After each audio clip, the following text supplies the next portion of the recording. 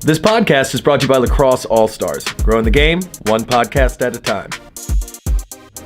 What's going on, everybody? Welcome to the Lacrosse podcast. We are coming to you from Philadelphia here at the WoodLacrosseSticks.com woodshop. And of course, this is being hosted by LaxAllStars and sponsored by STX.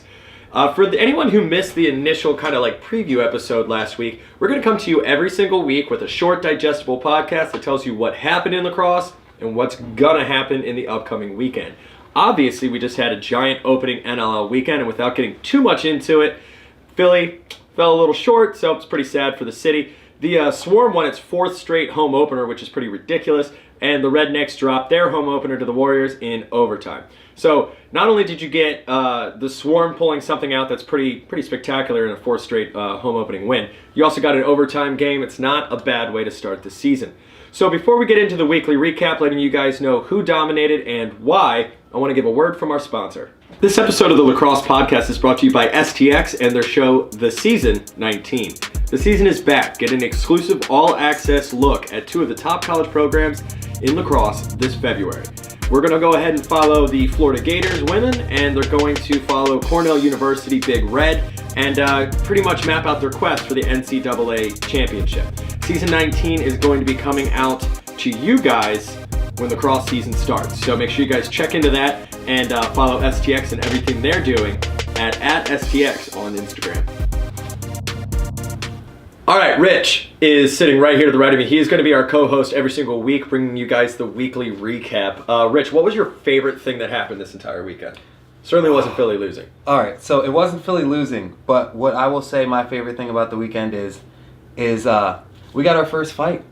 You know, we were losing, but I like that they got back into the Broad Street spirit and dropped the gloves. And yeah, first fight of the NLL season, wings, baby. What we didn't really talk about this. Are we going to be like a pro NLL fighting kind of podcast? I mean, mixed martial arts. Dude, send in your mean hate mail, and U.S. Lacrosse can write another letter and say like hey, we should all just like wear a bunch of fluffy pads and play flag football. But I'm pretty sure we're going to take the stance that fighting's all right. Hey, I love to fight. So we got the first fight in the NLL season. Yep. Which is a very Philadelphia thing. It's a very Philadelphia thing. I'm very proud. He's very proud. It's like the loss doesn't even matter as much as, we're establishing who we are. I do have to say the loss does matter because I does. think from what I saw here, I was trapped at the wood shop making sticks all weekend like Santa and the Elves. But I did see just a resounding amount of penalties versus our opponent. It was outstanding. We're a young team. We got a lot of young guys, yeah. fresh faces. So that's the thing that's going to get better as we grow as a team. But I think it was just maybe some nerves. We only lost by 2. So even with all those penalties, this young group of guys still put in a lot of work. No, we only lost by 2, and like you said, you can fix penalties. So I think we had 36 penalty minutes according to this, and Buffalo really punished us for that. Yeah, Buffalo went 4 of 7 on the power play. We didn't. The game was tied in the last 2 minutes of the game. The score was tied. It was a really close game for us taking that many penalties. And being a young squad, I think we have a lot of talent, and we're going places. We're going places. All right, well, let's move on because obviously every single time Philly comes up here, we're going to be slightly we can biased. talk about them forever. Yeah, for sure. God bless the Wings. God bless them. I'm glad they're back. All right, so the Swarm wins their fourth straight home opener, and I don't really see anyone else kind of coming out with that kind of intensity. They definitely popped off with, by far and large, the most energy of anybody that I saw this weekend. Yeah, the Swarm was back at their old ways. Stink City, as they're calling it, I have to keep remembering that. Down in Stink City. Do you? Couldn't you just call them whatever you want? Well, hey, that's what they're going by. I don't think we're big enough yet to get a phone call like, Richard, we need you to change it to Sting City. Out of respect for the homies down in Georgia, Sting City was lighting it up. We had a couple great goals. Randy Stoss was killing it. Miles and Lyle, of course, were getting stuff on the board. But yeah, 2 each. They definitely put up some points. And literally, the point spread was the equivalent of their actual total overall scoring. Yeah, it was a pretty tight game. It wasn't as close as I think the Wings game was. But, Georgia came out firing on all cylinders. It's really hard to see anybody I don't want to say giving them a run for their money at this point, but I mean Georgia. That is Georgia's, a vastly premature statement to make. I'm just saying, man. That is Georgia, a wildly premature statement to make. Listen, I will say this. I'm Here, a wings listen. man. Georgia is my second. Let me team. come into the middle with you because that's an absurd thing to say after the first weekend home opener, and I will give you a moment to think about that. But also, I'll owe you lunch for a week if they end up winning because that was a bold ass statement. But I will say this: it was the most fun game to watch. Oh, absolutely. The ball control and how they moved it around. It was a cohesive team. It was a solid win through and through, and I really enjoyed it. But the Roughnecks actually, in terms of closeness, the Roughnecks went into overtime, which is always a good way to kind of round out weekend opener. So I feel like you had a lot of varying games. You had one that was a little bit more dominated. You had the Wings, which again, you're talking about a team that really punished themselves with penalty time, and then you have the Roughnecks with finally winning or finally losing the game to the Warriors in overtime. And I mean, coming back to that, finally losing the game, they blew a huge lead. Yeah. And it's man, that's going to be a hard one. I mean, also I don't want to say lost quite yet, but still not being able to lock down Curtis Dixon and Wes Berg is definitely seeming to put a little hamper on Calgary's strength this season. Well, in the fourth period alone, it was 5-1. So they definitely just didn't come out with the gas to pull out that win. But honestly, just like you said about the Wings, that's a definitive loss. You deserve to lose that game when you're going to come out and you're going to play in that manner. If you're going to give that up, they're in a hard spot. I mean, their entire right side, not their entire right side, but I mean, you got two of the best forwards in the game right now in Wes Berg and Curtis Dixon, and they might be sitting the whole season. So I hate to say, we might be seeing more of this from Calgary. For anyone who doesn't understand why, tell them why. So currently, Wes Berg and Curtis Dixon are in contract disputes with Calgary. It seems to be straight up financial, and they are their agent came out and said they are willing to sit out this entire season, and that is something that it doesn't seem like Calgary can really afford to have happen. Well, I mean, the entire problem with the NLL, and don't worry, we're not about to start going on a tangent on this, maybe as a main topic for the podcast, but certainly not in the weekly recap. But yeah, the NLL and every single major lacrosse association has a major gap between what these players are worth and what they're, in all honesty, and a lot of people don't give the credit to some of the organizations, what they're actually able to pay them. And yeah, you should be trying to pay everyone more, but at the same point in time, you're looking at it's an amalgamation of everything that's ever happened in an organization, the normalization of pay structures, and it is a little wild to sit out an entire season. I'm not going to say it's not called for, and I'm not going to say it's not what an organization like the NLL needs. But it is definitely it's definitely one of those games where you get to the end of it, and it was after a long day of lacrosse. But just like the Wings game, you're like, oh well, you lost it right there. Yeah. Boom. So that is your weekly recap. Let's go into next week's games. All right, so we have 3 new games coming up this weekend. You guys can catch them on December 21st, starting at 7:30 p.m. We have Toronto and Buffalo. Rich is pretty excited about the next game that's going to be taking place at 10 p.m. Yes, on the 21st, Calgary is facing off again against Vancouver for a nice little rematch. I'm excited to see how that one turns out. Now, I'm incredibly stoked to watch San Diego play Colorado. Yeah, San Diego. I'm excited to see the new franchise coming out. San Diego's playing Colorado, and this game's on the 22nd. At 9 p.m. Eastern time. But yeah, I'm really excited to see San Diego's opener. I want to see how they're that's doing. going to be, honestly, I've already seen Calgary, Vancouver, and at 10 p.m. I'm probably going to just check out the highlights from that.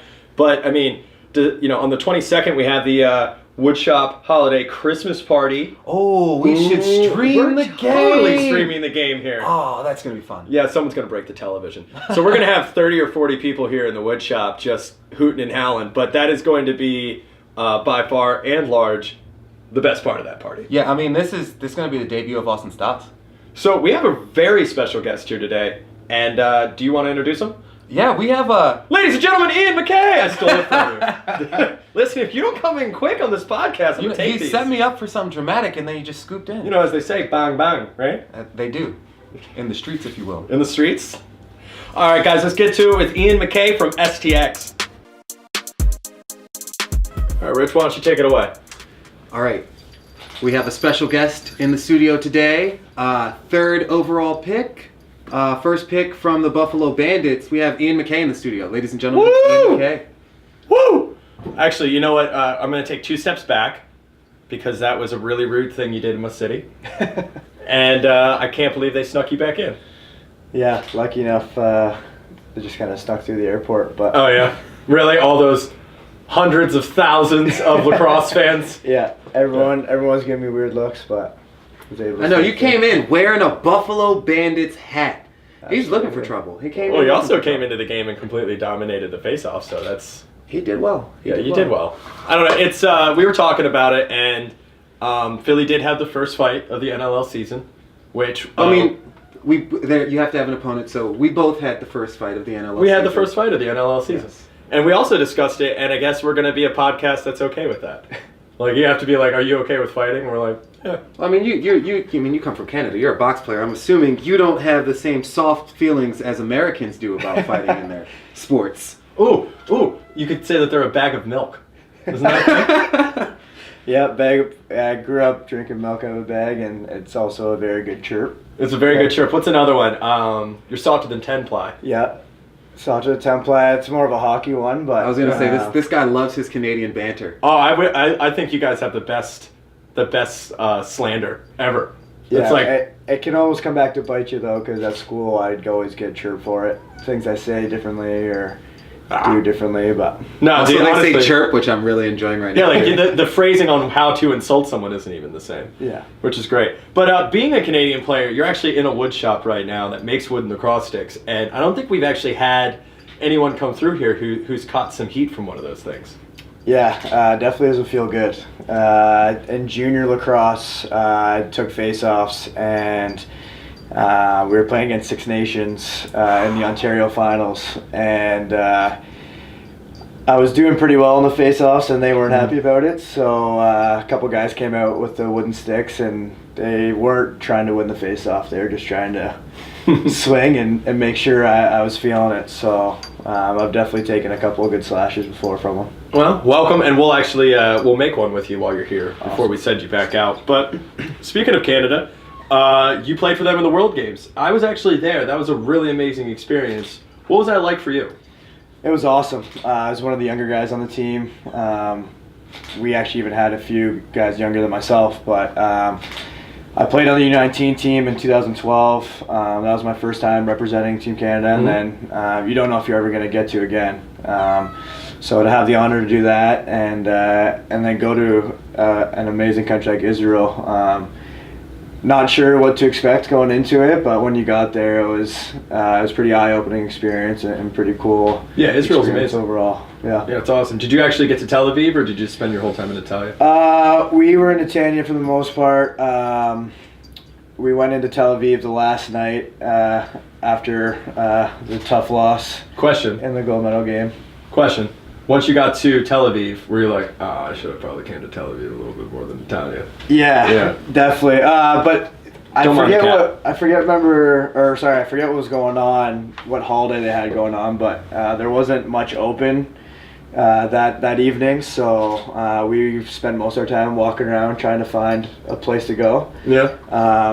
But I had a few buddies, a buddy on the Jamaican team and a buddy on the Czech team, and hearing stories from them, it sounded like they. I thought that's who you're rolling around with. I'm like, dude, what a crew. What have we got the international crew. squad going. Yeah. You Yeah. like sit down for some pizza. They're like, I have no idea what's going on. I don't know how to serve these folks. Well, sorry, can I jump in? Just as we're speaking about playing in Israel, so you played for Team Canada. We were speaking to Jake Bernhardt, your former coach, and did you end up getting matched up against each other? Maybe in the round robin game. I don't think we did it all in the gold medal game. But I played against them in the MLL this summer as well. So How fun is that? it's near the end of the season when we were getting ready for the America East tournament. Yeah. It was when the MLL was just getting going, so he was suiting up for a couple practices, and So you see him out there a bit, and then you just know how good of a player he is. I mean, one of the best players in the world, obviously. So, but once I was able to go up against him, it was a pretty cool experience for sure. Yeah, it's like, do you go harder or against your coach, or do you? I know, like, I mean, he plays defense and I play attack, and you kind of just want to like sun each other whenever you get a chance. Yeah, I just don't want. I legitimately don't want to hurt you. Yeah, I mean, I don't want to hurt your feelings, and so I'm just trying to keep your ankles intact when I shake. You hurt my feelings by playing on the same team as me. So for those of us who couldn't actually make it to Israel for the World Games, which was a great experience, Canada did a really good job of going into the crowd and going into the general common areas and meeting, the team from Denmark or Hong Kong. And you guys had a lot of the players they wanted to meet. So did USA. And, I know USA won the gold medal, but no one saw them the whole time. They're on in some weird private farm or something. Yeah. And I don't know, there was a lot to it, but I mean, in terms of growing the game, if you're in an environment where your handshake means a lot to somebody, I always think you should go out and give it. Yeah, definitely. It was something that we pride ourselves on, and the players that have come before us, guys that aren't with us anymore, guys like Chris Anderson, Kyle Miller, guys who played and wore the Canadian leaf on their chest. Something that we really pride ourselves on and want to do. And like you said, we were practicing and sharing fields with other teams, and we'd make a point to go talk to them after the session was over and do some work. Jeff Snyder is one guy who is really good with that. He'll go over and help with face-offs and that kind of thing. And even just walking around, we'd always be in the athlete village at the stadium and talking to people and signing autographs, taking pictures, whatever it was. So I saw you guys. Everybody was so excited. You guys are just feeding into the stereotype that Canadians are just super nice and personable all the time. Yeah, exactly. If that's, could you imagine? You just came from Colombia, and you don't get to see anybody from Team USA. You don't even see them, because you're certainly not going to play to a level where you're going to see them on the field. Yeah. And then they just don't show up. I mean, it was. I'm not going to, and I'm not. You don't need to comment on this, but just me personally, Justin Skaggs talking. It was freaking embarrassing. We were like, no one. You're repping our country. But then honestly, Team Canada came out, and you guys had so many heavy hitters that everyone got to meet a professional, famous lacrosse player. So for that, I got to take my hat off to you and your teammates and the organization. You did a great job being ambassadors for the sport, and really, I mean, I know for a fact it meant a lot to a lot of people that you guys took the time to come out and meet them and train with them and stuff. So it was an Aces move, man. Definitely. Thank you. So speaking of Canada, I'm going to jump in here since Should we speak about anything other than Canada? Well, I mean, look, you're from our neighbors up north. You have a bit of a box background. Let's talk some box lacrosse. What's it like? I guess.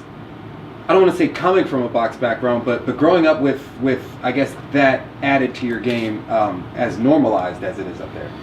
Yeah, I mean, for me, I didn't even start playing field lacrosse until my junior year of high school. So box lacrosse is the only thing I knew, and I was lucky enough that lacrosse has been in my family for a while. My grandfather has been a trainer for teams for many years. Was actually the trainer for the U19 team every year until I started playing. And then my uncle played in the NLL as well. So it's been my family for a long time, and something I've loved forever. And then I had to end up making the choice when I was probably 14 or 15 of whether I wanted to play hockey or lacrosse and which one I wanted to try to pursue. And lacrosse just seemed like the right option. And I like to think it's been I was going to say, it seems like it worked out. Yeah. Well, yeah, you just came through this city and beat the crap out of everybody. Yeah. All right, so if you're going to keep bringing that up, first, it's the only thing that matters right now. We don't even play again this weekend. I got nothing going on. I'm excited for San Diego, of all things. So you just played your first professional, or I guess your first NLL game. Yeah. You know, playing for the Worlds is pretty professional in my opinion. What's that like? I mean, you've been playing box for I guess as long as you can remember. But I mean, you get to the next level, and what's it like playing against, I guess, all of the greats?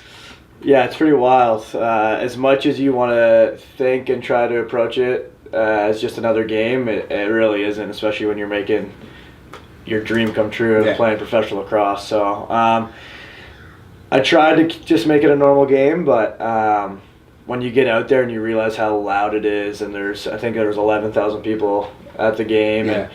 And, we can fill the stadium. They were on their feet, and the music's blaring the whole time, and you can barely hear yourself think, let alone hear the other 4 guys out there on defense trying to help you out and tell you what to do. It's definitely a surreal experience. That's awesome. That is awesome. Look how pleased Rich is just from what you said. Oh man, he's totally living through I don't know if you can. I don't know vicarious- if you can hear my smile through the. No, that's not how radio works. Oh no, man! You do some ear reading. You do some eye watching. Some eye watching, some ear reading. What is that? Is that like an audiobook? Is that what you're describing right now? Technology's getting there. So we're really excited to see how the rest of your season goes, and we definitely noticed you and your influence on the team this weekend. So I want to take a moment and say, good game. Thank you. You did it. Appreciate it. And above and beyond anything else, we wish you luck and good health through the season. Thank you very much. Appreciate it. All right, guys, I want to take a moment and thank STX as our sponsor and LaxAllStars for hosting this podcast. Joe Snow is our editor, and all of our music for the podcast came from Frank Stanley at Track 13. Till next time, guys, I'm Justin. And I'm Rich. And Ian is Ian. That didn't go as well, but we're going to end it anyway. See you guys next time. Take care.